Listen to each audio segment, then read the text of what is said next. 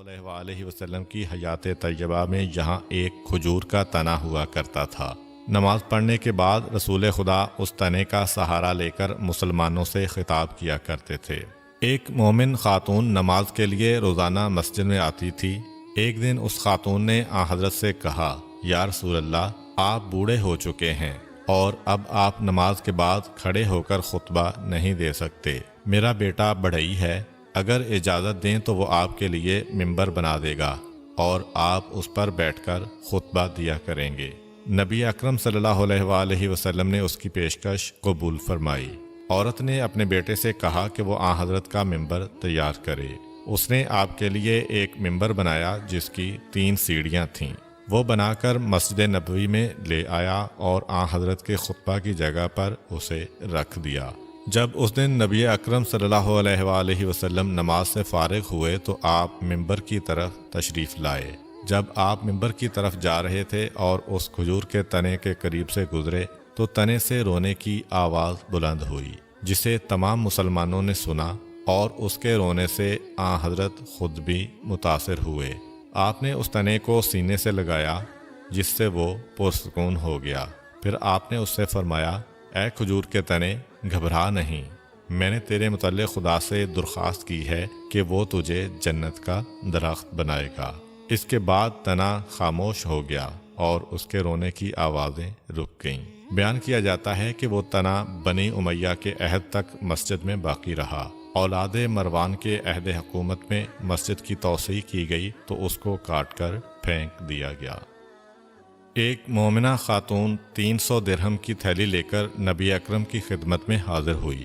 اس نے وہ رقم آپ کی نظر کی اور عرض کیا، یا رسول اللہ، یہ درہم فقراء میں تقسیم کر دیں۔ آن حضرت صلی اللہ علیہ وآلہ وسلم نے وہاں پر موجود ایک صحابی سے فرمایا، اس سے یہ تھیلی لے لو اور سونے کے یہ درہم زمین پر رکھ دو۔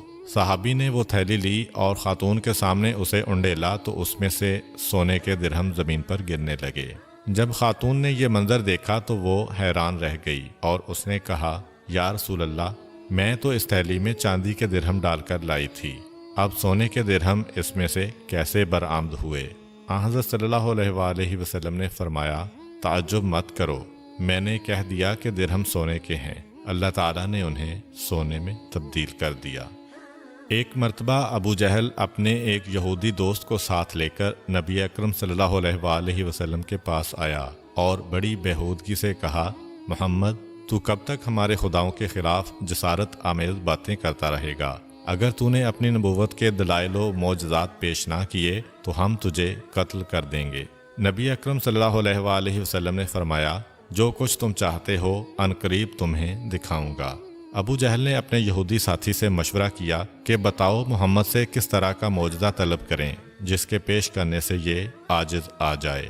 یہودی نے کہا، اگر تم نے زمین پر موجود کسی چیز کا معجزہ طلب کیا تو وہ اپنے جادو کے زور پر وہ معجزہ تمہیں دکھا دے گا۔ تم اس سے آسمانی معجزہ طلب کرو، کیونکہ آسمان پر جادو نہیں چل سکتا۔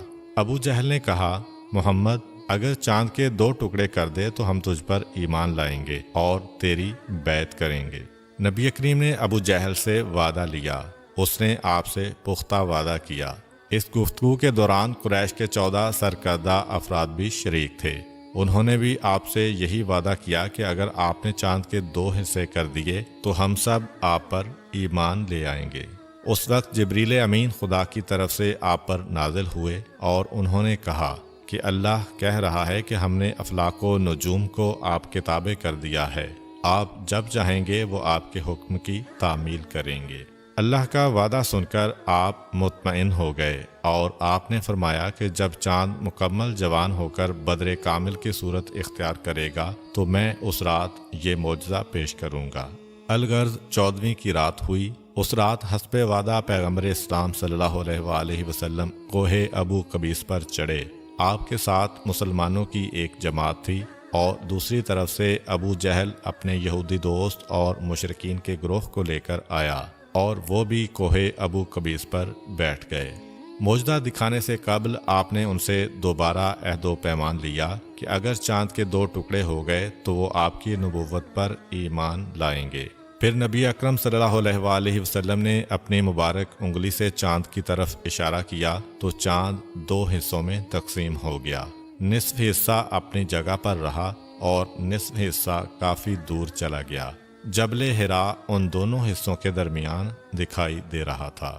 رسول اکرم صلی اللہ علیہ وآلہ وسلم نے ابو جہل اور مشرکین سے کہا، کیا تمہیں چاند پھٹا ہوا دکھائی دے رہا ہے؟ لوگوں نے کہا، جی ہاں، یہ 2 نصف حصوں میں تقسیم ہو چکا ہے۔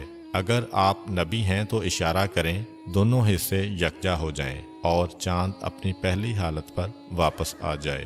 آپ نے پھر انگلی کا اشارہ کیا تو دونوں ٹکڑے آپس میں مل گئے اور چاند ویسے دکھائی دینے لگا جیسے پہلے تھا۔ نبی اکرم صلی اللہ علیہ وآلہ وسلم نے حاضرین سے کہا کہ اب تم اپنا وعدہ پورا کرو اور اسلام کا اعلان کرو۔ ان میں سے صرف ایک یہودی نے اسلام قبول کیا، باقی مشرکین اپنی ضد پر اڑے رہے۔ کفار و مشرکین کے مشترکہ لشکر کی یلغار روکنے کے لیے مسلمانوں نے مدینہ کے گرد خندق کھودنے کا فیصلہ کیا۔ اس وقت مسلمان غلہ کے لحاظ سے سخت تنگی میں مبتلا تھے۔ خندق کھودنے میں رسول خدا صلی اللہ علیہ وآلہ وسلم بھی صحابہ کے ساتھ شامل تھے اور ان سے بڑھ چڑھ کر آپ نے خندق کھودی تھی۔ خندق کھودی جا رہی تھی مگر حالت یہ تھی کہ 3 دن سے رسول خدا اور ان کے صحابہ نے کچھ نہیں کھایا تھا۔ حضرت جابر بن عبداللہ انصاری رضی اللہ تعالی عنہ کے گھر میں ایک بکری موجود تھی۔ جب انہوں نے دیکھا کہ رسول اکرم اور ان کے صحابہ بھوک سے بے تاب ہیں تو وہ حضرت کی خدمت میں حاضر ہوئے اور عرض کیا، یا رسول اللہ، میرے گھر میں ایک بکری موجود ہے، میں اس سے آپ کی دعوت کرنا چاہتا ہوں۔ آپ سے درخواست ہے کہ آپ میری دعوت قبول کریں اور میرے مہمان بنیں۔ حضرت صلی اللہ علیہ وآلہ وسلم نے فرمایا، جابر، اکیلا میں مہمان بنوں یا میرے ساتھ سارے صحابہ بھی تمہارے مہمان بنیں؟ اب جابر حضرت سے یہ کیسے کہہ سکتے تھے کہ صرف آپ اکیلے ہی تشریف لائیں؟ انہوں نے سوچا کہ اگر حضرت بالفرض صحابہ کو ساتھ لائے بھی تو چند ہی افراد کو اپنے ساتھ لائیں گے، کیونکہ وہ سن چکے ہیں کہ بکری ایک ہے۔ حضرت جابر نے عرض کیا، یا رسول اللہ، آپ اپنے صحابہ سمیت تشریف لائیں۔ اس وقت 700 افراد خندق کھودنے میں مصروف تھے۔ حضرت نے منادی کو بلا کر فرمایا کہ تم لوگوں میں اعلان کر دو کہ وہ جابر کے گھر چلیں اور وہاں چل کر کھانا کھائیں۔ حضرت جابر اپنے گھر آئے اور اپنی بیوی سے یہ سارا ماجرا بیان کیا اور کہا، اتنے زیادہ افراد کو ہم کیسے کھانا کھلا سکتے ہیں؟ بیوی نے کہا، کیا تم نے نبی کریم کو اپنی حیثیت سے آگاہ کیا تھا؟ جابر نے کہا، جی ہاں۔ بیوی نے کہا، پھر تمہیں فکر کرنے کی کوئی ضرورت نہیں ہے، رسول خدا بہتر جانتے ہیں کہ انہیں کیا کرنا ہے۔ الغرض جابر کی زوجہ نے گوشت پکایا اور اس میں شوربہ کچھ زیادہ ہی رکھا اور کچھ روٹیاں پکا لیں۔ دوپہر ڈلے حضرت سینکڑوں صحابہ کو لے کر حضرت جابر رضی اللہ عنہ کے مکان پر آئے۔ آپ حضرت جابر کے گھر میں داخل ہوئے جہاں تنور جل رہا تھا۔ آپ نے اس میں اپنا آب دہن ڈالا اور حضرت جابر کی زوجہ سے کہا کہ روٹیاں علی کے سپرد کر دو۔ حضرت جابر برتنوں میں شوربہ ڈالتے گئے اور رسول خدا برتن لے کر صحابہ کو دیتے گئے۔ خدا نے کھانے میں برکت عطا کی اور تمام صحابہ نے پیٹ بھر کر کھانا کھایا۔ جب 700 افراد سیر ہو کر روانہ ہوئے تو حضرت جابر رضی اللہ عنہ کہتے ہیں، میں نے ہانڈی میں جھانک کر دیکھا تو وہ جوں کی توں گوشت سے بری ہوئی تھی اور یوں محسوس ہوتا تھا کہ اس